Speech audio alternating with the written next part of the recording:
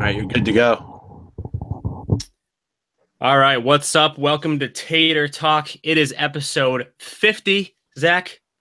Episode 50. First off, let me say, doesn't it feel like we've done way more episodes than 50? I feel like we've been doing it for like 2 years now almost. And I mean, 50 episodes seems like a lot less than we've done. It feels like we've been doing this for quite a while. I know it feels like it's been episode like 150, but Yeah. hitting our second wind here, so keep going strong. Hey, you know what? The off season's getting more active. That means we're getting more active. I was quiet there for a while, not much going on at all, but I think we can officially say that the hot stove has been lit, as the kids say. It's lit right now. Lit. So episode 50, we're going to be talking all about it, talking about the Evan Longoria news that just dropped earlier. We're going to be talking some Zach Britton, some trades, some signings, Manny Machado and JD Martinez rumors.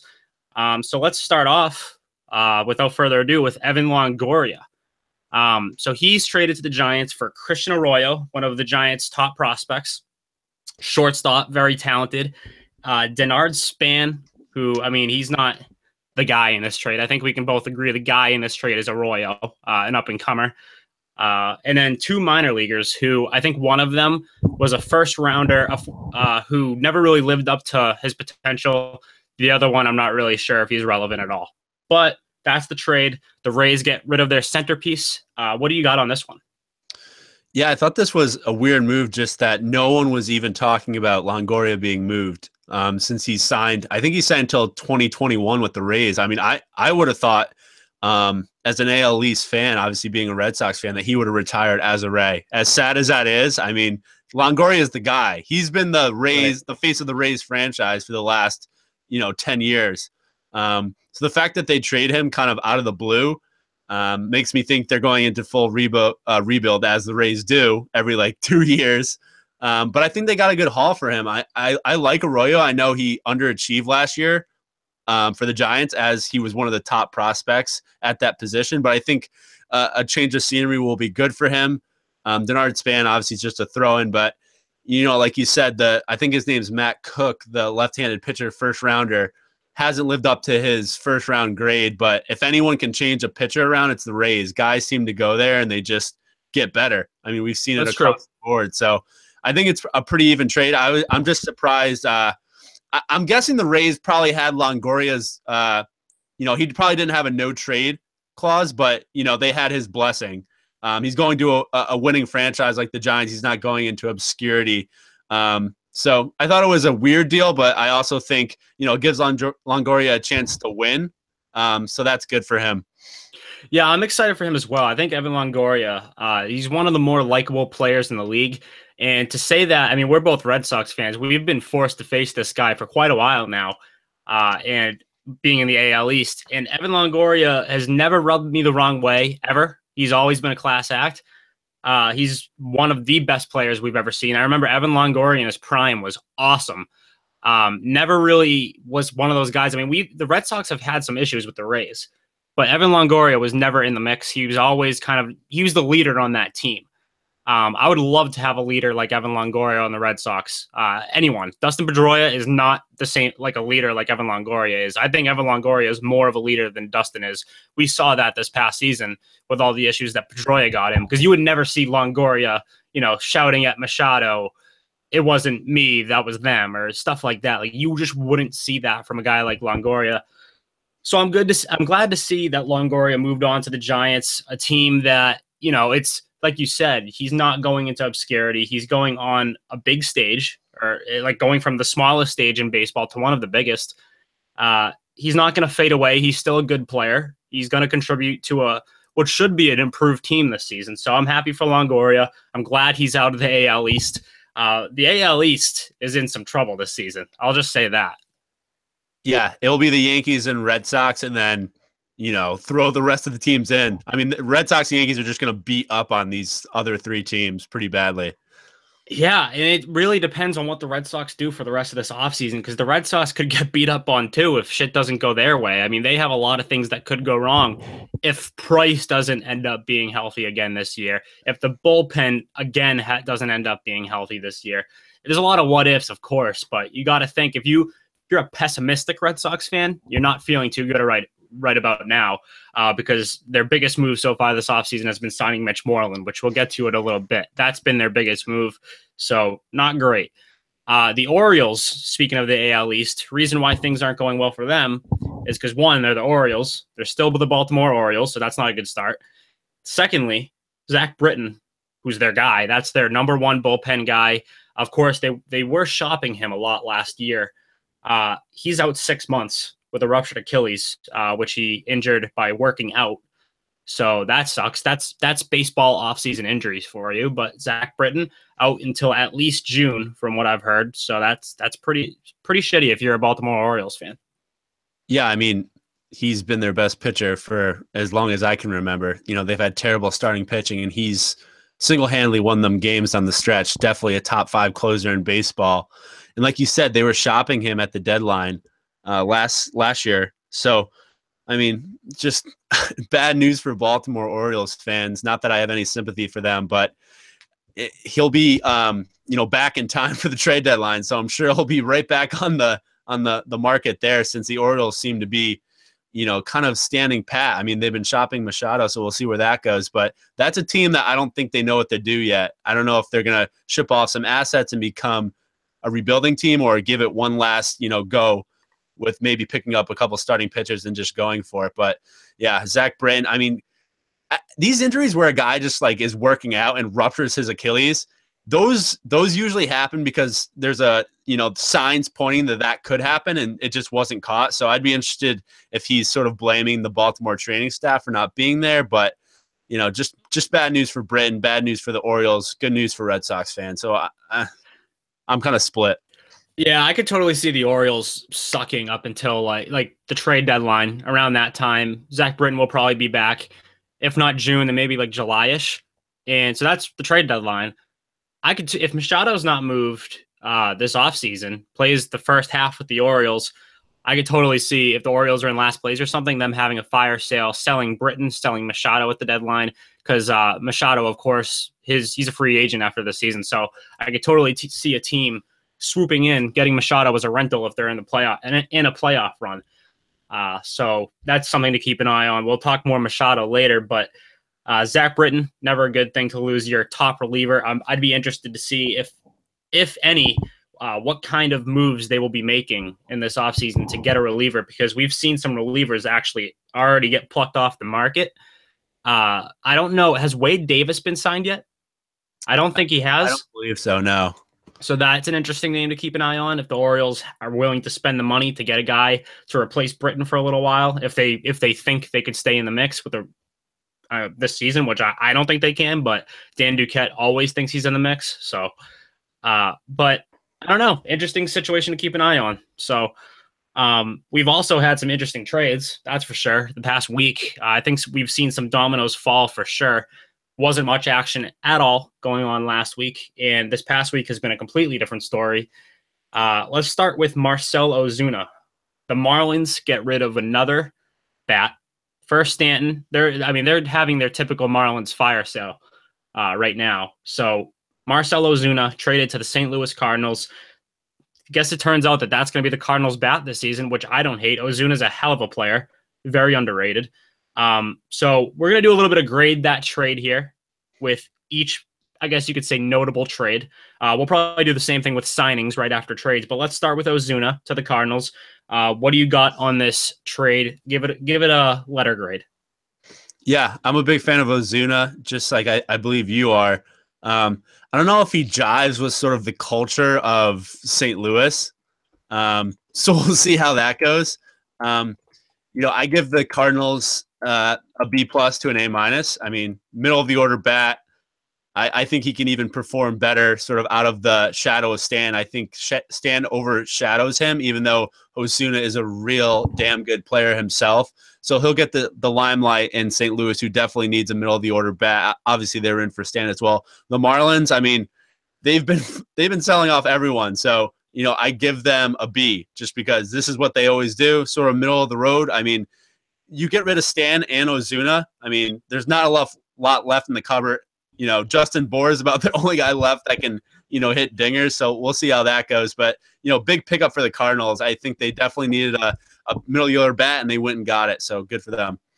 Ozuna was a guy I was hoping the Red Sox would get. I thought they would end up making a move for Ozuna, whether it be like JBJ involved in the deal, maybe a prospect or two or something. I don't know. But Jared Carrabis, shout out because he's a friend of the program. His big thing was trade for Ozuna, sign JD Martinez. You have two premier bats in the middle of the lineup. I could not agree more with Jared's point there. I think that would have been a stellar deal because Jose Abreu is apparently off the table on the White Sox. So if Ozuna is on the table, then I think you got to go there, right? If he's available, but that didn't happen. The Cardinals got him. And I'm going to give this trade, I'll go A- for the Cardinals. I don't think it's going to be a trade that puts the Cardinals over the top and suddenly back at the top of NL Central or anything like that. But they did need a bat. They got their bat. Ozuna's no slouch. I know he's not a household name or anything, but Ozuna's a pretty good player. So they got a good player for next to nothing, really. They didn't trade like huge prospects for the guy. Actually, I think they traded one, Sandy Alcantara, or whatever his name is, who's pretty decent. But I think that's all they had to give up. So I think that was a win for them. Yeah, for the Marlins, they gave up pitching, and the Cardinals always have pitching. So, right, yeah, the Marlins. I'm just gonna give it a C+. I mean, you never want to have to get rid of a bat like that, but they were kind of put in a corner. They didn't really have much of a choice. So you got to do what you got to do. So if you're the Marlins at this point, if I'm Derek Jeter, I kind of want to kill myself right now. But that's a story for a different day. Ian Kinsler to the Angels. This one, I didn't really see it coming, and I think it's one of those trades that I probably should have seen coming because Kinsler was definitely on his way out of Detroit. Because the Angels, not typically the team to splurge on free agents, they're splurging. Or I should let me correct myself. Splurge at all, trades or free agents. Kinsler obviously was a trade. I didn't expect this. They already went out. They kept Justin Upton this season. They got Shohei Ohtani. We'll get to Zach Cozart later, but they got him. They got Kinsler now. So they're trying to contend this season. I think there's a good chance they at least make the playoffs because they were a borderline playoff team this past season. Yeah, I mean, like you said, I think the Angels realize their window is closing and Mike Trout's probably going to be gone in free agency when that comes up. They're losing Pujols, obviously, as he just gets older and rots away. Their weak spots were third base and second base. They had Caleb Cowart start at second base last year, who was terrible. Valbuena played third a little bit last year. He was a terrible defensive player. He'll probably move over to first base. So it made sense to me, like positionally, but I hate Ian Kinsler, so I mean, good riddance to him. I think he's such a self-righteous douchebag that definitely is. But yeah, good player though. Yeah, that's really what all that matters here. If you're trying to contend like the Angels are, I mean, you want these veteran guys to come in. Kinsler, the middle of the infield now, or actually, I should just say the middle of the field in general, defensively for the Angels is stellar. You have Martin Maldonado, who's the catcher. He's one of the best defensive catchers in the game. You have now at second, you have Kinsler. You have Andrelton Simmons, who's a premier defender, and now all of a sudden he's a bat too, which is crazy. Zach Cozart, of course, is on the left side of the infield, but still very good. Center field, you have Mike Trout. So, I mean, even Cole Calhoun is good defensively. This is one of the best defensive teams in baseball. So, I mean, props to the Angels for really trying to go out there and contend. I'll give them a grade first. I think this is an A. I know Kinsler is not in his prime, but he's still a very solid player. And I think everything combined that they've done this offseason, I've been a fan of. So I'll give them an A here. Yeah, I'll give the Angels, again, Kinsler hit 230 last year. I know he hit 22 home runs. I think it's only going to go down from here. Like you said, he's great defensively at this point, like for his age. I'll give them a B+ just because it was an area of need. They at least made a move and got someone. They were aggressive, which the Red Sox should maybe take notes on to addressing their needs. Pitching is still a huge concern there. So I'm thinking they might be in the market for a free agent pitcher, but getting Kinsler, B+ probably. I know one thing, the AL wildcard race this season, I mean, we thought it was tight this past season. This upcoming season, I'm expecting the AL wildcard race to be a shit show there's going to be a lot of teams fighting for contention. Of course, given because I personally think a lot of teams have improved this offseason in the AL especially. So I don't know. I think we're going to have a lot of contenders. We'll see what happens. I think this again, we keep going back to the Red Sox. Everyone else is improving while they're standing pat in the AL. So that's a scary sign if you're a Boston fan. The next one is kind of a heartwarming story. Stephen Piscotty to the Oakland A's. The whole reason he was traded to the A's is so that he could get closer to his mother, who has ALS. Of course, Piscotty is an Oakland native, so he's going back to be close to his family while his mother deals with this disease and everything. So this trade, I don't think it's made if this doesn't happen. Of course, the Cardinals got Ozuna as a way to kind of combat this. They're replacing Ozuna, Piscotty with Ozuna. Ozuna is obviously the better player, but Piscotty's a good player too. So getting rid of a guy like that's never easy, but they did Piscotty a huge favor here by trading him to Oakland. I'm going to give him an A solely out of the how awesome it is that they did that for him. Yeah, I give it an A too. I mean, the Cardinals, everyone, people hate on the Cardinals because they pride themselves as being the A+ organization, great baseball fans. This is just another example of that coming to fruition. So I give it an A as well. I mean, not a lot of teams would do this for their players. That's for sure. Yep. A on both sides there. Just great story. And obviously we hope that Piscotty's mother gets better and the whole situation ends up being turning out to be good. Matt Moore to the Rangers, obviously traded from the San Francisco Giants. The Rangers are making some weird moves with their pitching staff. I don't know if they think Matt Moore is going to be suddenly an ace or something. Matt Moore, Doug Fister, and then there's one other guy, I can't think of the name right now, who's just sort of this middling guy. I know they have Cole Hamels. That's their ace, obviously, but the rest of that rotation isn't raising eyebrows at all. No one's scared of the Rangers pitching staff. Matt Moore isn't going to get the job done. Doug Fister isn't going to get the job done. They'll give you a quality start every now and then, but you needed a really good number 2 after losing Yu Darvish, and that you don't have that guy right now. Matt Moore and Doug Fister are back-end rotation guys. I'm going to give this trade for the Rangers. Of course, I don't know who they gave up for prospects. I don't know how good they are or anything like that. So I'll give them a B for the effort to bolster their pitching staff, but it's not a move that's going to make me suddenly be uh-oh, watch out for the Rangers this season. I still think they're a mid-tier to low-tier AL West team. Yeah, I agree with you. The Rangers are just stockpiling 5th starters, which is a bold strategy. We'll see how it pays off. Yeah. I don't know if they saw Matt Moore last year. He was absolutely terrible. He almost had a 6 ERA. And he was 6-15. It was almost like one of those Mike Moross seasons that he used to have for Detroit, where he was 0-19. So he was, definitely underachieving for Matt Moore standards. I mean, I don't hate that they probably bought low on him. They probably didn't have to give up a ton, and he's obviously going to be better than he was last year, hopefully. So I don't hate that they did that. But like you said, it's not the move the Rangers probably need to make to bolster that pitching staff.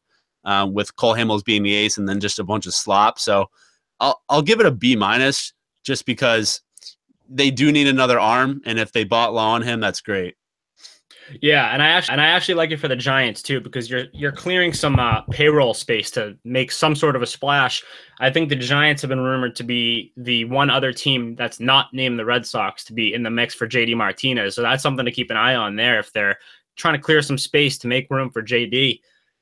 So for the Giants, I'll give this one a B+, A-. I don't think Matt Moore was bringing much to the table for you. And if you can clear some payroll space to make a big splash, then all the power to you. Another Matt on the move, Matt Kemp to the Dodgers. We'll see how long that lasts. First of all, I don't know if we even see him play a game in a Dodgers uniform this year. But nonetheless, Matt Kemp to the Dodgers from the Braves. The Braves get Adrian Gonzalez, who they released the next day, and then Scott Kazmir, Charlie Culberson, Brandon McCarthy. So there's some names in this trade, but all this trade means is that the Dodgers have a lot more room to make a big splash next offseason. The Dodgers, of course, are already one of the better teams in the major leagues. I think we can all agree on that. And now they're in the mix for maybe a Bryce Harper next offseason. Now they're in the mix to apparently the rumor now is that they're prepping for either Harper or to make some sort of blockbuster trade for Giancarlo Stanton in 2018 with the Yankees, which would be unbelievable. So what do you got on this trade? Do you think that's what it's all about, is to contend for having Stanton or having Harper in 2018 offseason? Yeah, definitely. Like you said, I think it's just a salary situation, opening up the cap space, which, the Dodgers are definitely trying to do. I thought it was funny. Like, if this trade happened maybe like 4 years ago, it would have been a blockbuster trade. But now it's like guys like Adrian Gonzalez are just like salary dumps. Matt Kemp, who NL MVP for the Dodgers, just a salary dump. Scott Kazmir, Yeah, Brandon McCarthy, just a bunch of like guys that were good or great 4 or 5 years ago, and now it's just teams trading stock, like just garbage to each other. But like you said, the Dodgers were just looking for a partner, that was trying to get rid of a big salary player that they could just dump. So the Dodgers did that. They found the partner, and it definitely means more about the Dodgers than the Braves. The Dodgers are obviously just trying to clear cap space and make a run, kind of like the Lakers are doing in the NBA. So we'll see how that goes for them. I give it a B+ across the board, just because I think we all know what kind of deal this was, when it came across the wire. I'm actually going to give an A to the Dodgers, because I know for a fact, like, I could just feel it in my gut that next year they're going to make a big splash, and it's all going to stem from this deal. And as for the Braves, I mean, I know they didn't get like great players in return or anything like that. They released Gonzalez right away, which I think is smart. But I think they add some depth with the likes of Kazmir. They add some depth with McCarthy. If you're on the Braves, all you want is a team with depth right now. You're not going to get premier talent anytime soon. You want some veteran guys in there to teach your young guys how it's done.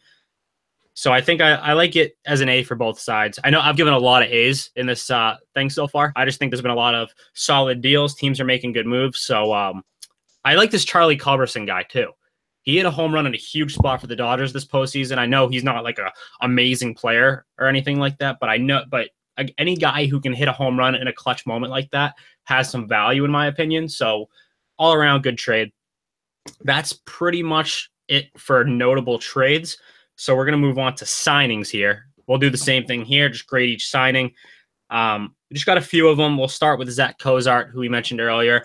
I'm going to give this one A-. Zach Cozart is very underrated. He was an all-star last season, comes from the Cincinnati Reds, and he was one of their best players not named Joey Votto. Actually, probably their best player not named Joey Votto. So Angels get another guy who can help them contend next season. And so I think Zach Cozart was a good addition. What do you got on him? Yeah, A- too. Again, a spot that they needed a guy to come in, coming off an all-star season. Got him for less than I thought he would go for. So good for the Angels. I'm sure he just wanted to play out in LA, which most players do. So right. it worked out for them. So A- for sure. Yeah, that's going to be an interesting team. I can't stress that enough. I really like that team all around. And now that they have the Shohei factor too, if that guy's a fraction of what he's been hyped up to be, that's going to be a fun team to watch for sure. Yeah. The Angels aren't really a team that's on the map at all. They're like the forgotten team out in LA, and they can make some noise this season for sure. Yeah, and they still have the best player in baseball. So people don't realize that they have the guy, and now he has some help around him. So they need pitching. The Angels desperately need pitching, but that's where Ohtani comes in to prove what he's made of, and that's where guys like Garrett Richards come in to like show their true potential. In the Angels' numbers, their pitching staff last year was not terrible. It wasn't top tier, but it wasn't as terrible as you would think. So keep an eye out. That's all I'm saying. Carlos Santana to the Phillies, a guy who was rumored to go to Boston. He was rumored to go to a couple other places too, but the Phillies swooped in. This is such a Phillies move. I get it. Like, we should have seen this one coming from a mile away, right? The Phillies just coming in and grabbing a Carlos Santana. They already have Tommy Joseph, who's no Carlos Santana, but they have a first baseman. So I'm just a little bit confused here. But I don't know. I'm not going to grade this one high for the Phillies. I'll give it a B. Yeah, this one made absolutely no sense to me. Like, the Phillies are trying to rebuild and infuse young players, and I thought they'd be sellers of like big contract players, if anything, but they go and spend 20 million a year on Carlos Santana for 3 years. It didn't really make sense to me. I don't know if they're just trying to sell tickets and get excitement. Yeah, because I know they have a new manager. They have a new manager and stuff. So I mean, I give it a C. This makes no sense to me because I think if you're gonna tank, just tank. You know, like I why agree spend money? 100%. Yeah, you got young talent. You want to build that young talent. I think it's all about selling tickets. Carlos Santana is a good player and everything, but I don't think that's what you want is to be dishing out big contracts like that right I now. don't even know if Carlos Santana sells tickets. I don't think he does. Yeah, you're probably right, actually, because that was my argument against the Red Sox going after Santana is this they need to make a big move, and then Santana is not like a big move guy, at least by our standards. Maybe by if you're a Phillies fan, it's a big move. I don't know. But nonetheless, I'll give that one a B. The Phillies are going to Philly. That's all I'll say about that. We never talked, by the way, about Gabe Kapler. I don't think. Did we ever talk about Gabe Kapler being the new manager of the Phillies? Yeah, I think we did. We did. Yeah, we probably Yeah. talked quickly about that. That's going to be an interesting one to see how that plays out. Yeah, A lot of definitely. talk about Cora. A lot of talk about Aaron Boone. Let's look on the NL too. There's some interesting ones there with Kapler. We could just talk quickly about this one. Fernando Rodney to the Twins. I think I'll say this one forever. I mean, this Fernando Rodney is one of the most overrated players of all time, right? He's 40 years old. Yeah, the Minnesota Twins. I think the money probably could have been spent elsewhere. I know they need a little bit of bullpen help, but this one was a head scratch to me. I know he's decent for his age and everything, and he had a pretty good year with the Diamondbacks. Not this past season, but 2 seasons ago. Twins could have done better. I'll give them a C. Yeah, I give it a C plus just because the Twins needed bullpen help, but like this is probably not the guy that they should be signing. Good for Ronnie. Yeah. That guy's cashed more checks than he shouldn't have cashed than almost anyone in the MLB. And you know why? Because he's made himself so marketable with that stupid bow and arrow. If he didn't have that thing, he would be nothing. Yeah, and his hat like slanted to the side. I'm sure like every grandpa that's watching like when he was on the Rays and he'd come to the Red Sox, he's like, "Why is that guy's hat on sideways?" I think like old baseball guys. It's not just grandpas who ask that. It's like anyone who hasn't seen him play when they turn on the TV. Yeah. It's like, why is that guy doing that? So speaking of the Twins here, one of their former relievers, Brandon Kinsler, goes back to the team he was traded to at the deadline, the Washington Nationals. Yeah, this was to be expected. They know that they're going to continue to need bullpen help. Of course, I think they still have Sean Doolittle in the bullpen too, so they won't have as many bullpen issues as they had all last season. They're going to have some guys in there that they can rely on. I'll give this one a B plus. I know he's not really a shutdown reliever, but he is going to contribute to what will be another winning season for the Nationals. Yeah, I mean, he came out of obscurity. He's 33, and like this is the prime of his career. Yep. And he was just shut down for them last year. I think his first like 10 appearances, he didn't even give up a run for the Nationals. So him and Doolittle will be in that bullpen all next year, and it can only mean good things for the Nationals, whose starting pitching is probably the best in MLB by far at this point. Yep, and then the Rockies, sticking with relievers here, Jake McGee and Brian Shaw, another team that definitely needed to keep their bullpen together. No guarantee that they're going to get Greg Holland back. I don't think Holland has signed anywhere yet, but now if they can't get Holland, they still have a couple guys in there they can kind of lean on. It's relievers, B plus. Relievers are never going to really move the needle for me that much unless you're like a premier reliever like a Kimbrel or a Jansen, but these are reliable guys. They're going to help the Rockies be, hopefully anyway, in the mix in the NL West again. So yeah, B plus is mine. What do you think about these two? Yeah, I give this an A minus. Actually, I think Shaw's legit. I like McGee as well. Because when you have starting pitching like the Rockies do, like absolute dog shit, you need good relievers. And Shaw can go a couple innings. Same with McGee, and they both have some experience closing, so they don't need to sign Greg Holland just because they have some experience back there. So I think it's a good move by the Rockies. They definitely need pitching. I think they're all set on the bat portion. And I don't even think they should necessarily get Holland back because I don't think you need him at this point with Not Brian Shaw and Jake yeah. McGee because Holland, he's going to regress, right? You have to think For he's going to regress a little bit. He had an outstanding season last year, but you can't expect that 2 years in a row from a guy who it wasn't even expected to have that kind of year that he had last year. So if you're the Rockies, I think you stand pat on the reliever front. I think you're good there. Maybe look for a starting pitcher, and if you can't do that, then just roll into next season, hoping that you can, crack into another wild card game and maybe get lucky.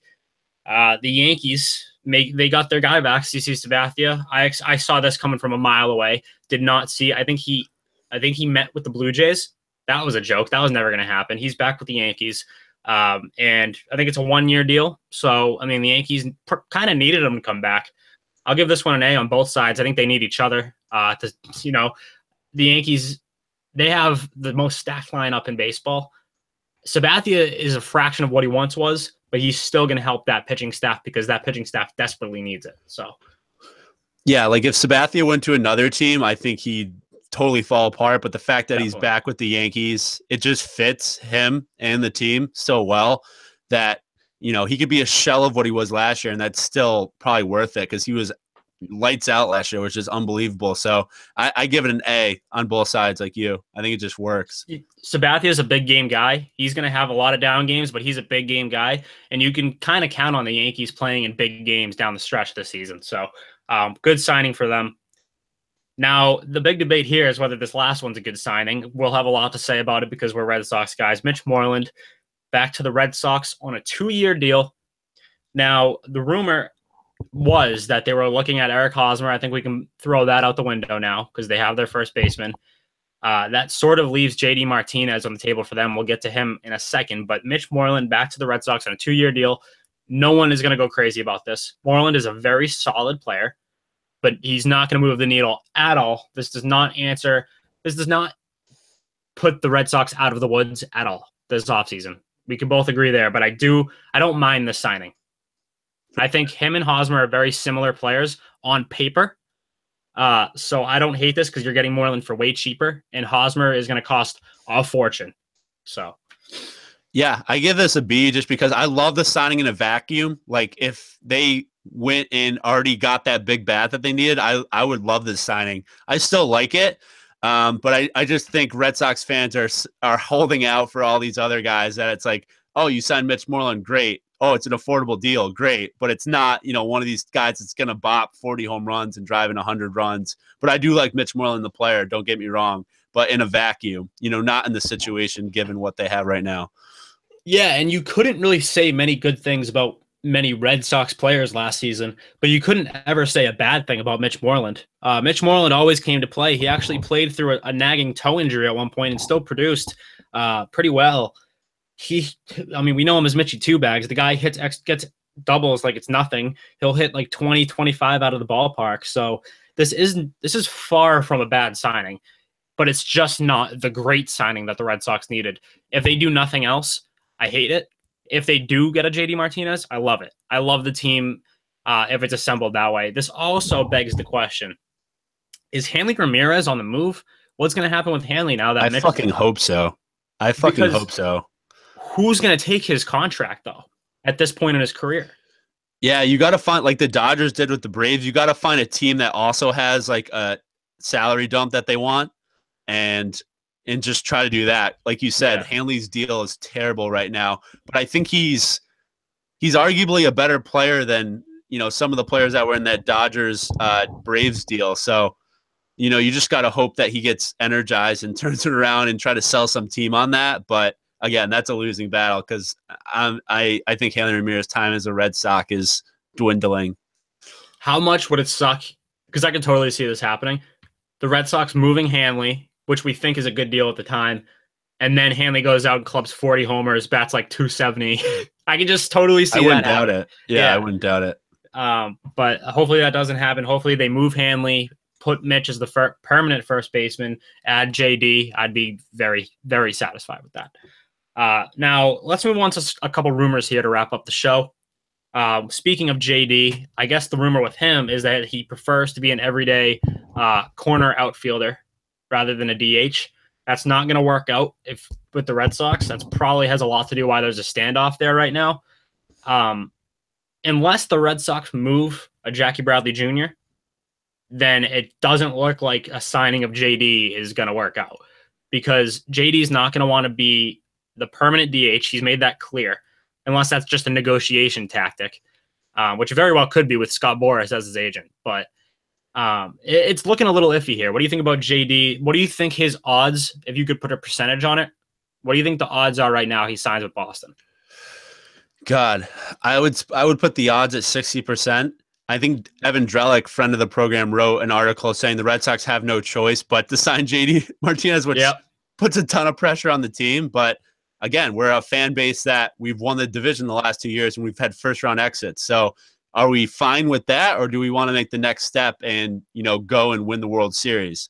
Um, I think it's more of a JD Martinez decision more than a Red Sox decision. I think the Red Sox are, set to roll out the red carpet for him. But does JD Martinez want to be a Red Sox? Because there's more and more chatter around that there's these players that don't want to play in Boston because they've heard about the media, they've heard about the bad experiences. There's probably chatter going around the league. David Price, I'm sure, is at the forefront of spreading those rumors. So I wouldn't be so sure that every player wants to play in Boston. It's a great city, great fans, but it doesn't fit every player. And that's what scares me with the JD Martinez situation.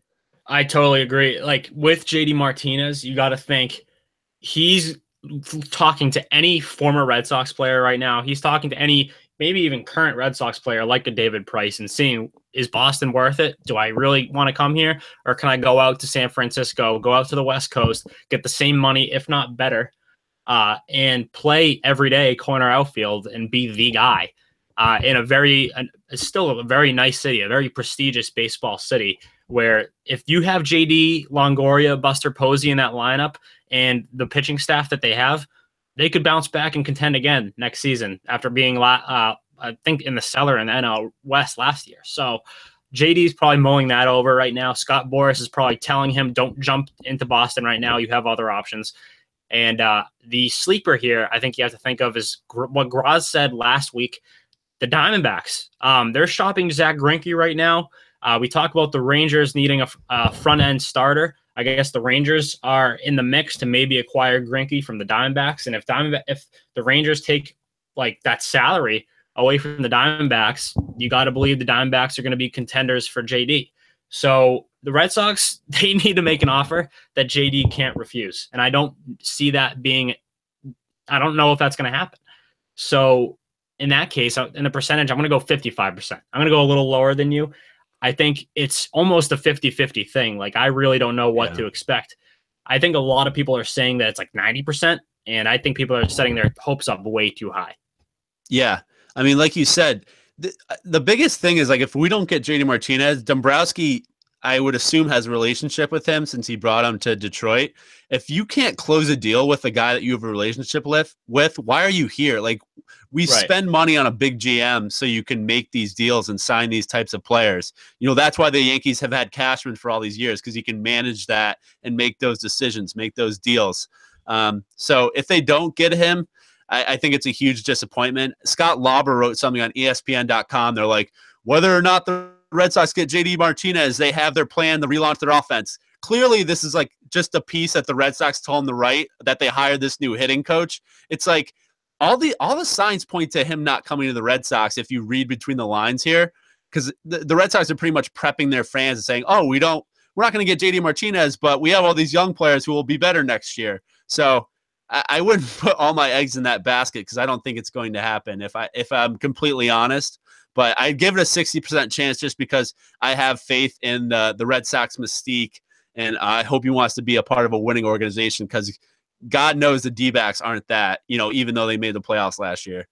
It's like what we said last year. It's like the Red Sox think they're completely fine, and they're going to head into 2018 like, here we go. Let's try it again, everybody. Yeah. It's just not going to work out. I mean, that's what the Moreland – if I could pick a negative out of the Moreland signing, that's what it seemed like. It's like, let's bring Mitch back, and we're going to be right back into the ALDS. And you know what? We're probably going to get swept out of it again, but at least we're a playoff team. It seems like that's what the Red Sox care about. Squeak your way into the playoffs, and we'll see what happens. When Boston has never been like that, fans despise that. It's always World Series or bust. And if you're not going to go out and make a World Series move, then don't bother. Like, you deserve to be fired. So, and that'll never change. That's what's good about this city, is that we want to win always. And if you're not down to win, we don't want you here. Yeah. I mean, Albert Einstein, the quote, doing the same thing over and over again and expecting a different outcome is the definition of insanity. And that's what the Red Sox are doing. So. Yep, they're insane. Dave Dombrowski's an insane person. All right, so we'll leave off here. We mentioned Machado earlier. trade rumors. I think the trade rumors are dying down a little bit. I think today Dan Duquette basically said, if there's no move by Thursday, there's no move at all. So that's an interesting take by him. I don't know, again, if that's a negotiation tactic or anything, but the trade rumors were swirling with the Yankees, especially.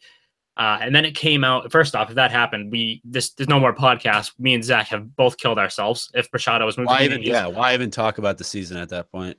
Yeah, we will both be deceased if that happens. So don't expect any more episodes if Machado is traded to the Yankees. But it came out that the Orioles are smart enough that they don't want to trade him directly to the Yankees, and they're scared to trade Machado to a team like the White Sox or a team like the Diamondbacks because they're afraid that one of those teams will flip Machado to the Yankees. So that's the holdup right now. They need that sort of guarantee that that's not going to happen. And if I'm Dan Duquette, if I'm the Orioles, you know what I mean? That's my biggest worry right now is that could happen. So I feel for the Orioles here. I'm saying if there's no deal, if we can't agree to something by tomorrow, I'm just taking them off the table because I'm too scared of risking it. Yeah, so Dan Duquette's like his own worst enemy here. He puts Machado on the trading block. It's like, oh, he's available for the right price. And then like 2 weeks later, he's like, we're not happy with the offers. Well, yeah, he's in a contract year. And it's like it's like getting a guy in the NBA who doesn't guarantee they're going to re-sign with you. Like, you're not going to give up a lot for that guy. If you trade Machado to the White Sox, yeah, they're going to try to flip him to the Yankees because he's not going to resign with the White Sox. Like, exactly. Yeah, it makes no sense like what these GMs think they're going to fleece over. But to that point, with Longoria going to the Giants, there's sort of a benchmark there for like, you know, obviously they're not the same player. Machado's 100 times better, younger, all those things. But it does show that a deal could happen and no one could be talking about it. So we'll see what happens because Duquette's been known to be a wheeler and dealer. So we'll see. Yeah. Do you want to know what just popped in my head and I think is my official prediction for next offseason? What's that? I think Stanton gets moved to the Dodgers for some pretty good pieces because you know you're not going to be able to just get Stanton from the Yankees for nothing, especially if Stanton has a great season this year, which he probably will. So Stanton gets moved to the Dodgers for some good pieces. The Yankees, they won't have Stanton anymore, but they sign Machado and they sign Harper, and you don't need Stanton because now the middle of your lineup is Judge, Machado, Harper, and Sanchez. Yeah. Do you think the Yankees could get Kershaw for Stanton? No, probably not. I think Kershaw's a Dodger for life. Yeah. I really do think that. But just thinking of that lineup, you think Stanton's terrifying on the Yankees? No. Machado and Harper combined with everyone the Yankees have and will get from the Dodgers, if that move happens, is 10 times scarier than putting Stan in that lineup. So I am so petrified of the Yankees for the next couple of years. Yeah, Felger and Maz were talking about it. This is like the least buzz we've had in a Red Sox offseason in like a long time. Like it's all negative, pretty much what people are saying. There's no even like exciting rumors out there. Yeah, the JD Martinez news, but like you said, everyone thinks that's 90% done. And if that doesn't happen, oh my God, there might be fires in the streets. Yeah, like I want to make clear the Red Sox need to sign Martinez. They need to.